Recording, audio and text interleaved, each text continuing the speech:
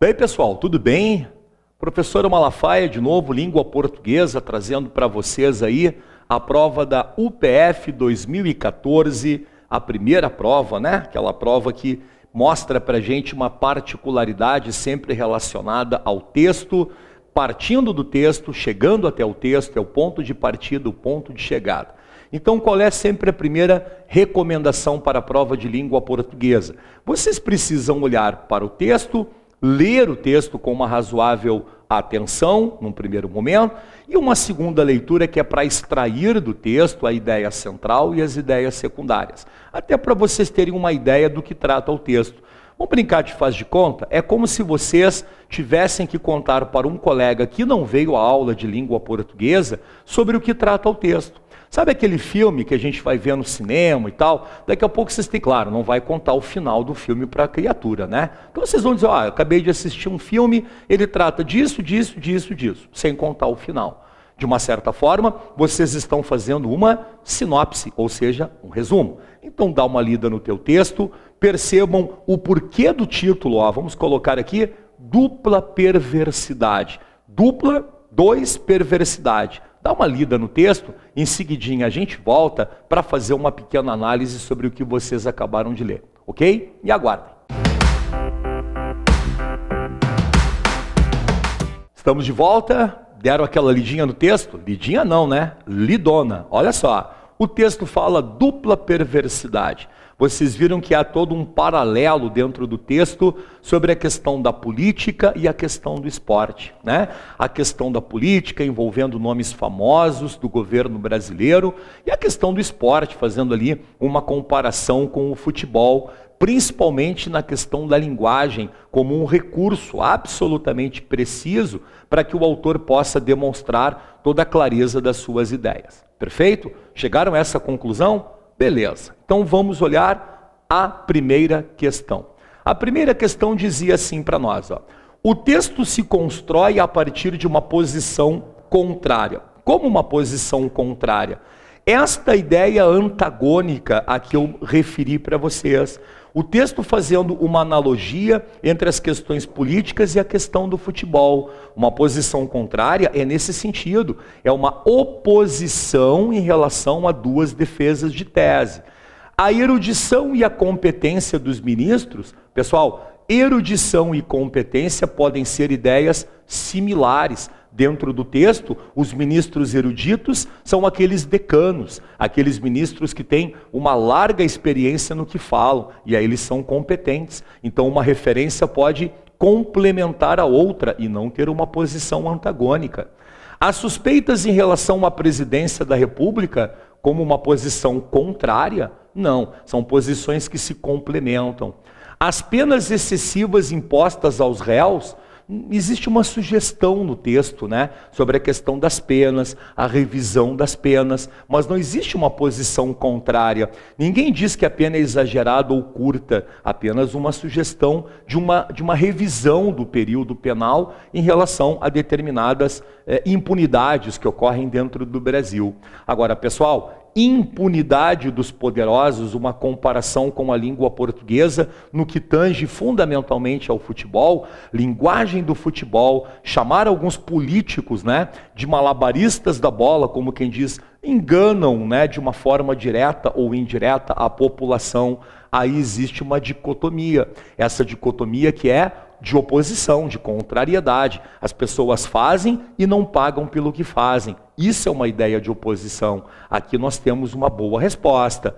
Ao Brasil que queremos, posição contrária? Não. Meras sugestões ao que nós pretendemos para o nosso país, principalmente no que tange a questão das políticas. Então, a posição contrária defendida pelo autor é na impunidade dos poderosos. Quem faz é afirmativa. Não paga é uma negação. Esta é a oposição estabelecida pelo autor.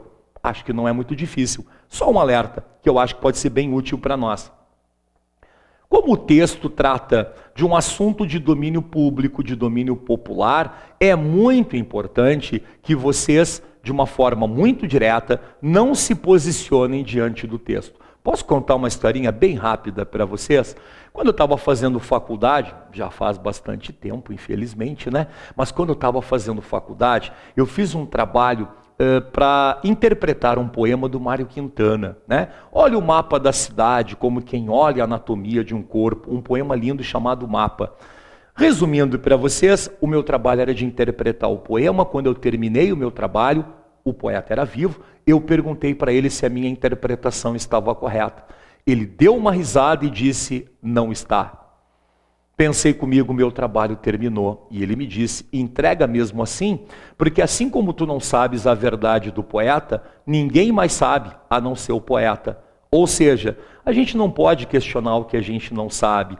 Eu não posso dar uma opinião sobre o texto se a pergunta é sobre o texto, não é sobre a minha opinião. Não importa o que eu ache, importa o que o autor diga. Então as respostas todas são extraídas do texto, elas não são extraídas da minha cabeça, principalmente quando o texto é polêmico como este. Entenderam a mensagem? Toma cuidado, tá? Vamos adiante. Vamos para a questão de número 2, ainda relacionando uma parte de interpretação de texto, tá? Para construir sua proposta argumentativa, o autor se vale de diversos recursos. Assinale a alternativa cujo recurso está incorretamente descrito. Onde é que não aparece dentro do texto?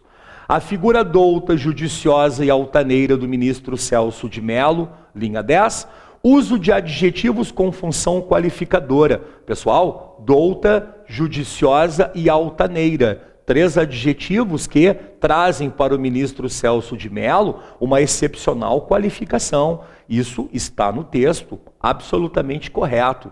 Quando começa a contar o prazo na publicação do acórdão com a decisão de aceitá-los, e quando se dará a publicação, sabe-se lá, linhas 26 e 27, é a construção de um simulacro conversacional. O que é um simulacro? Um diálogo, né?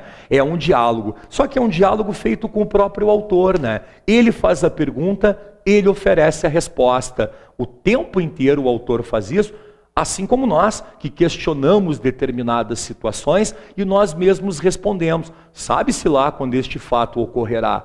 Algo do tipo descrença na melhoria de todas as situações brasileiras. Isso está no texto. Uma barriga flácida, fácil de ser empurrada, linha 22, é a construção de sentido literal. Literal?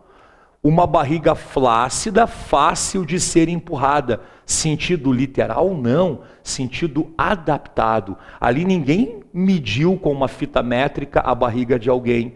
Ninguém fotografou, o autor do texto não fotografa a barriga das pessoas, dos ministros, para dizer que são barrigas flácidas. Ao contrário, ele usa como um recurso irônico para dizer a situação é como uma barriga flácida, fácil de ser manipulado, fácil de ser empurrado. Mas isso é sentido conotativo, é sentido adaptado, não é um sentido real. Isso não está no texto.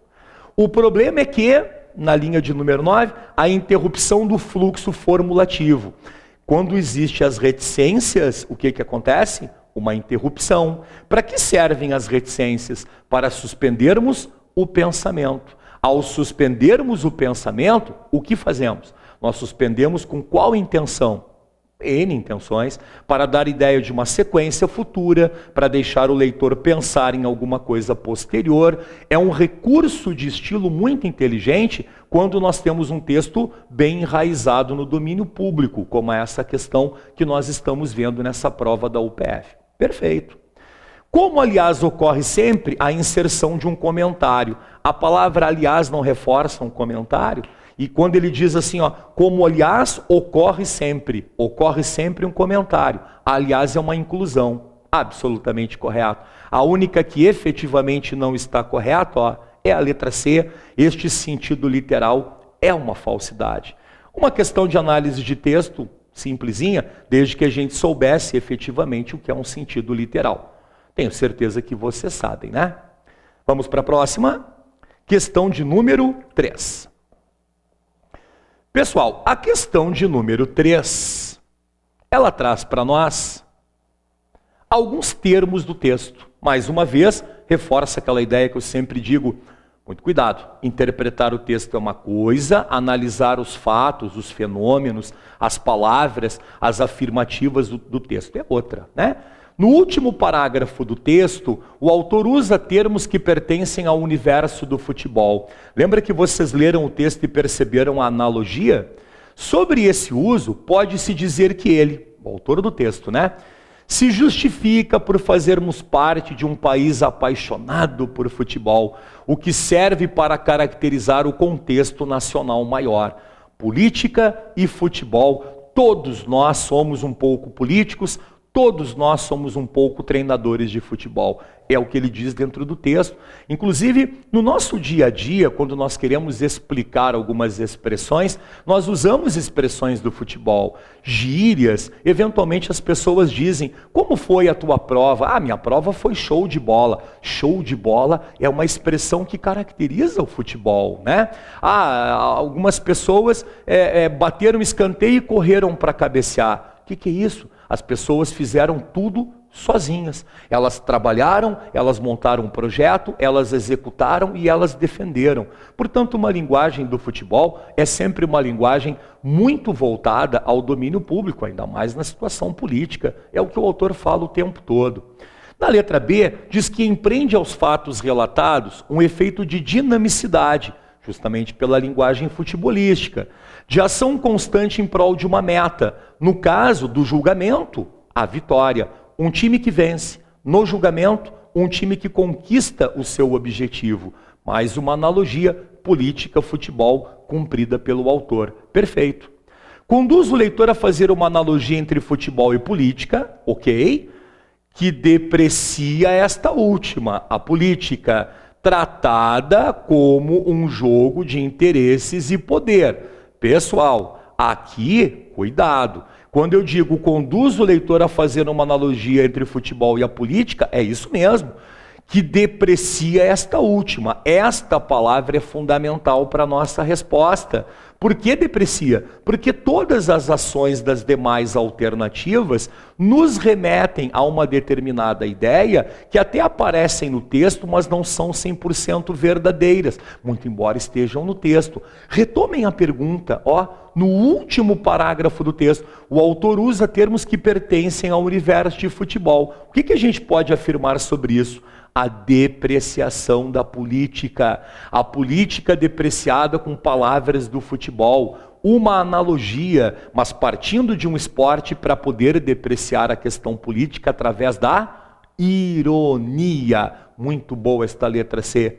Valoriza a ação da presidente como uma estrategista e deixa implícita uma crítica ao Supremo Tribunal Federal por se sujeitar às alterações. A ação da presidente como uma estrategista, não. Apenas a ação da presidente dentro de uma questão política, não como uma estrategista do futebol. Lembrem que nós temos que fazer uma comparação, como pede o questionamento. Propicia o entendimento dos fatos relatados na medida em que transpõe o ocorrido no Supremo Tribunal Federal para o cotidiano da elite brasileira. Nenhuma coisa, nem outra. E, inclusive, não há uma transposição. A analogia é feita apenas com base na ironia, na questão depreciativa, na questão de dizer alguma coisa de uma forma um pouquinho mais disfarçada através da linguagem do futebol. Realmente o recurso estabelecido pelo autor é a letra C. E como a gente sempre analisa, né? Cuidado com as palavras. Uma palavra é mais certeira do que as outras para responder determinados questionamentos. O ato da depreciação é a melhor palavra para a letra C, resposta da questão de número 3. Perfeito? Vamos adiante? Chegamos na metade da prova, chegamos na questão de número 4. A questão de número 4, mais uma vez, nós temos ali algumas afirmativas em relação ao texto, principalmente em relação a expressões extraídas da própria análise textual. Analise as seguintes asserções quanto à sua veracidade em relação ao texto e assinale a única alternativa correta. Primeira, a expressão deveres de casa, bem linguagem do futebol, né? Linha 29. Remete a uma atribuição primária do Supremo Tribunal Federal. Por que primária? Porque aquilo tem que ser feito em primeiro lugar, o dever de casa. no que tange ao cumprimento de suas obrigações, os deveres de casa, exercendo o papel de figurativização no texto. Por que uma figura? Porque é uma linguagem do futebol adaptada à política. Perfeita a letra A. Vamos ter certeza, né? A letra B, a expressão matou a questão a pau, liquidou, resolveu, linha 3, constitui-se num elogio ao voto do ministro, apesar da inadequação, pessoal, até a vírgula estava perfeito, apesar da inadequação deste tipo de linguagem em relação ao tipo de texto. O texto não fala uma linguagem futebolística para explicar um pouquinho da política, então por que inadequado? Uma dica, na língua portuguesa moderna, o certo e o errado, o adequado e o inadequado não são a mesma coisa. Eventualmente vocês estão conversando com uma pessoa e essa pessoa não teve acesso aos bancos escolares. Então ela olha para vocês e diz assim, fui fazer compras, lá estava um pacote de açúcar na prateleira que era feita de tauba. Chega a doer o ouvido, a gente torce o pâncreas, mas não perde a amizade. O que eu estou dizendo para vocês? Não é uma expressão correta sob o aspecto gramatical. Mas se essa pessoa falou assim, nós temos que respeitá-la. Não precisamos falar como ela, mas também não podemos usar uma linguagem absolutamente culta, porque ela se sentirá mal. Então, adequar a linguagem é usar uma linguagem de acordo com quem? Com o receptor da mensagem. É quando o emissor e receptor utilizam uma linguagem similar.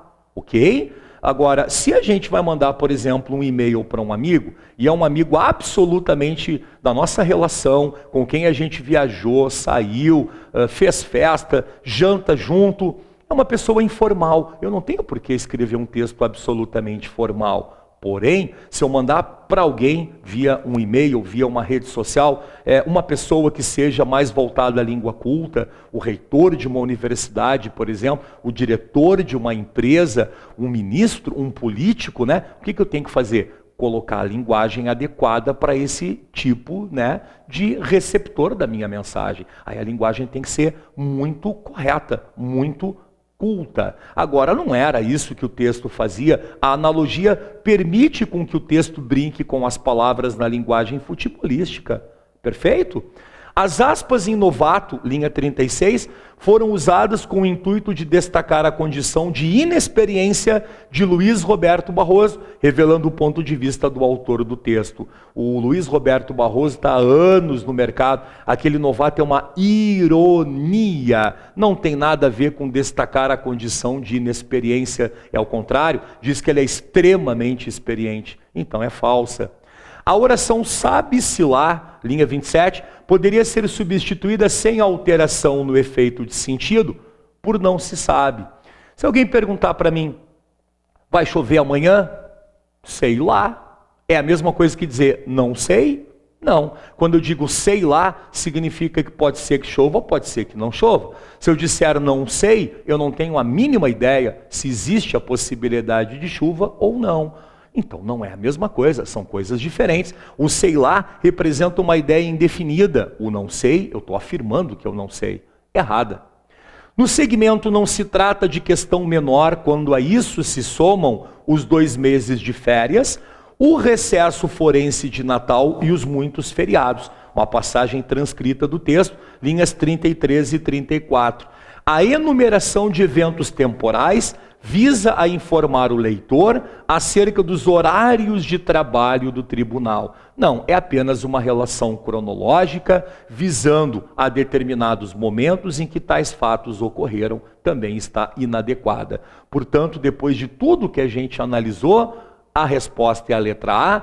A palavra figurativação tem muito a ver com os deveres de casa, na analogia do futebol para os aspectos políticos. Portanto, a resposta da questão. Bastante coisa para analisar, né? Mas nada que vocês, com uma boa leitura, não pudessem chegar a essa conclusão. Ok? Vamos para mais uma? Vamos para a questão de número 5.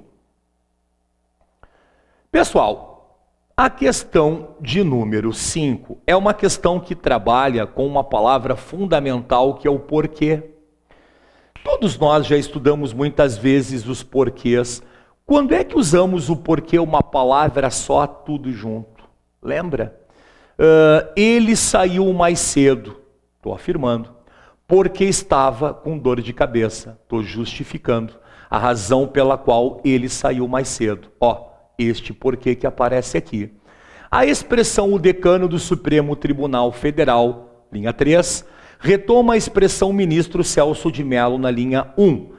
E além de funcionar como elemento de coesão, o que é um elemento de coesão? É quando a gente conecta uma expressão a outra através de uma palavra.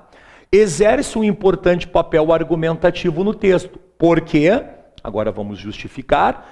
Destaca a função relevante que ocupa o ministro e colabora na construção da crítica ao voto deste. Uma explicação, uma justificativa. A respeito das duas afirmações acima, assinale a opção correta. Primeiro, as duas afirmativas são verdadeiras pelo texto. Segundo, o porquê, mostrei para vocês no exemplo anterior. Ele justifica o que foi falado anteriormente. Ele explica. Se vocês quiserem, ele responde a uma determinada pergunta. Por que ele saiu mais cedo?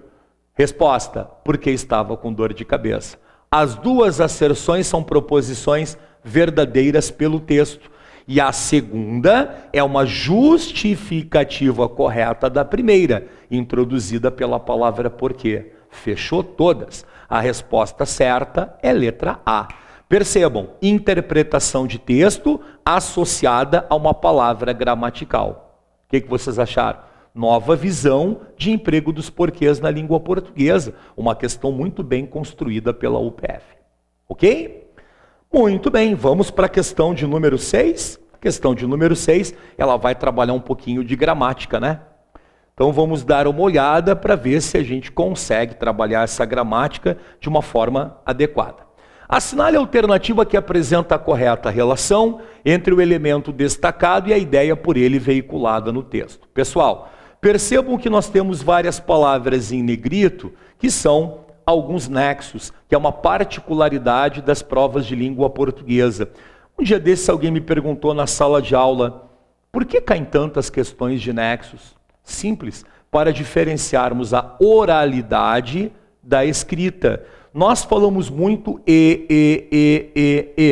A gente até se repete em demasia. Às vezes não é o e, é um mas. Às vezes não é um mas, é um portanto, porque cada uma destas expressões tem a sua particularidade semântica independente, né?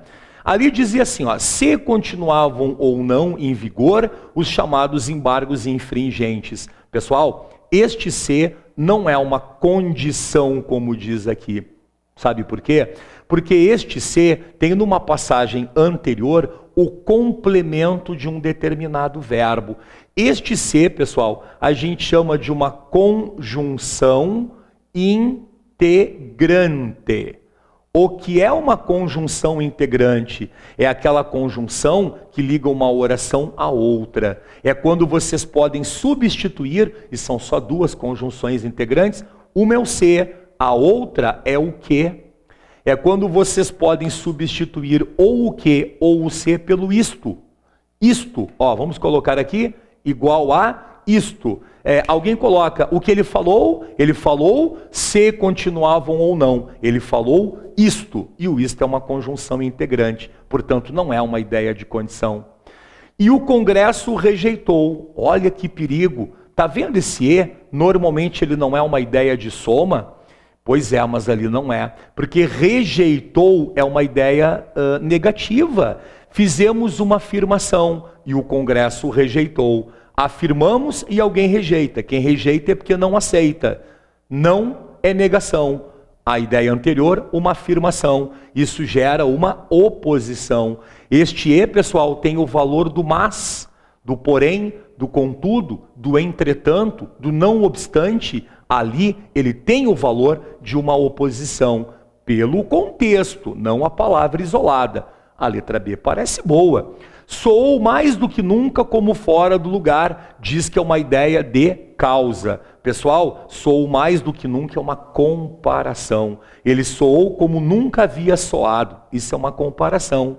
A eternidade dos processos, no entanto, é no Brasil fenômeno nada sobrenatural. No entanto, uma explicação? Não. No entanto, é sinônimo do mas, do porém, do contudo, do todavia. É uma conjunção adversativa. Não deu.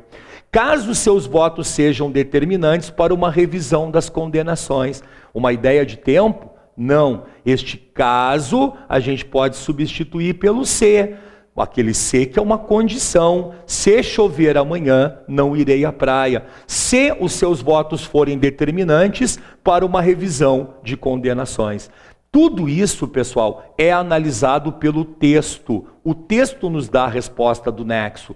A questão de número 6, letra B de Brasil, e uma grande dica, não esqueçam as conjunções integrantes, o se e o que, duas palavras que representam isto e, portanto, uma oração por inteiro. Palavras que costumam aparecer bastante na prova da UPF. Ok? Essa questão deu um pouquinho mais de trabalho, né? Mas eu acho que a gente consegue aí, com essa minha explicação, fazer uma síntese de alguns nexos indispensáveis para nós. Perfeito? Vamos para a penúltima questão, então, da prova?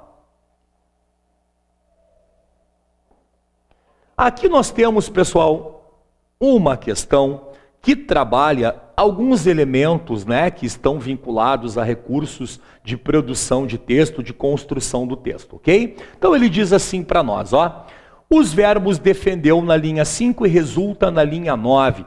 Eles são característicos do mundo comentado e conduzem o leitor a uma atitude receptiva atenta. Defendeu algo no passado, pretérito perfeito. Resulta presente do indicativo. Mundo comentado, tranquilo, o ministro defendeu e tal circunstância resulta. Conduzem o leitor a uma atitude receptiva atenta, porque leva do passado para o presente, uma questão cronológica absolutamente correto. O segmento entre travessões da linha 12 poderia ser retirado sem prejuízo à estrutura do período. No nível semântico, entretanto, cumpre importante papel argumentativo. Vocês vão dar uma olhadinha lá na linha de número 12 e lá vai estar escrito exatamente assim, quer ver? Ó? Celso de Mello, e isto vai sem ironia antes a seu favor do que desfavor, um comentário adicional. Poderíamos naturalmente retirar aquele travessão. O nível semântico cumpre um papel importante. Por quê? Porque nós estamos traçando ali uma particularidade, uma característica sobre o ministro Celso de Mello. Mas se nós tirarmos o travessão, não há impedimento algum, até porque tem uma vírgula ali que acaba trazendo para nós a questão sintática. Aqui estamos diante de uma afirmativa verdadeira. O termo aliás indica uma amplificação do conteúdo veiculado na oração anterior. Aliás, ou seja, isto é, quer dizer, duas funcionalidades. A primeira, expressões retificadoras. Não é o caso. O que é retificar? Corrigir. Ela não está corrigindo, ela está ampliando o sentido. Estamos estudando português. Aliás, estudando muito bem a língua portuguesa. Não estou retificando, estou ratificando, ou seja, confirmando, ampliando a explicação rigorosamente correta. As três afirmativas verdadeiras, a resposta certa é letra E. Alguns elementos coesivos dentro do texto sendo adaptados à realidade interpretativa do todo. Perfeito? Chegamos na última questão, questão de número 8 da prova. Uma questão, pessoal, que a gente sempre chama a atenção, porque ela não é uma questão essencialmente gramática, ela é uma questão que traz palavras gramaticais, mas ela solicita para nós a correspondência. Quando nós dizemos uma frase como, por exemplo, eu ouvi. Eu vi quem? Ele. Onde é que está escrito quem é ele? Um pouco antes da minha frase. É quando nós temos os famosos elementos anafóricos. O que é uma anáfora? É a retomada de um termo, é a retomada de uma expressão. Sempre há uma questão assim, não foi diferente nesta prova. Assinale a alternativa em que se estabelece uma relação incorreta entre um elemento do texto e o segmento a que ele se refere. Claro que para chegar a essa resposta, vocês têm que voltar no texto e perceber em cada uma das indicações das linhas a quem cada uma das palavras se refere. Como eu já li o texto 2, 3 vezes, mais ou menos eu tenho o texto de maneira assimilada. Vocês, se não tem esse texto na palma da mão, pega, volta ao texto, pega palavra por palavra, volta ao texto e dá uma olhadinha para ver se vocês entendem que aquelas são as palavras retomadas por cada uma das partículas. Perfeito? Aqui na letra A, por exemplo, o O é um pronome pessoal. Ele retoma decano do Supremo Federal, do Supremo Tribunal Federal. É isso aí. Aquele O que aparece ali retoma a criatura. Ele diz assim, ele o fez, quem fez? O decano do Supremo Tribunal Federal. Está correto. Os suas na linha 5 se refere a réus, as suas posições, as posições de quem? Dos réus, uma ideia de posse atribuída a eles. Perfeito? O O da linha 33 se refere a respeito. Ele o teve. Teve o quê? O respeito. Ele, o respeito, pronome pessoal. Perfeito? Agora o que da linha 41, uma dica gramatical, tá? Poderosos não é plural? O que tem plural? Não. Então não dá para a gente fazer essa correspondência. A palavra que, lá na linha de número 41, retoma a tradição de impunidade, que os poderosos, a tradição de impunidade, a que eles se referem. Então o que não se refere a poderosos, se refere à tradição da impunidade, a tradição que é ela. Aqui nós temos um erro, ó. E os seus da linha 29 se refere a tribunal, os seus réus, as suas homenagens, os seus participantes. Participantes de quem? Do tribunal, uma ideia de posse. A única referência anafórica incorreta estava na letra D. Pessoal, uma prova que misturou para a gente um pouco de gramática, misturou para a gente um pouco de análise de texto e misturou para a gente algumas palavras que não são difíceis mediante uma boa leitura. Quem faz esse tipo de análise para uma prova como a UPF, se programa, estuda e consegue no mínimo, um bom desempenho. Agora, quem estuda com várias provas, como vocês estão fazendo, está vendo como é que a prova funciona, percebendo a língua portuguesa contemporânea, com alguns conhecimentos básicos da gramática como pré-requisitos, e um bom exercício de leitura, o sucesso é uma garantia. Perfeito? Inclusive, esse é meu desejo, né? Um grande abraço. Tchau, tchau.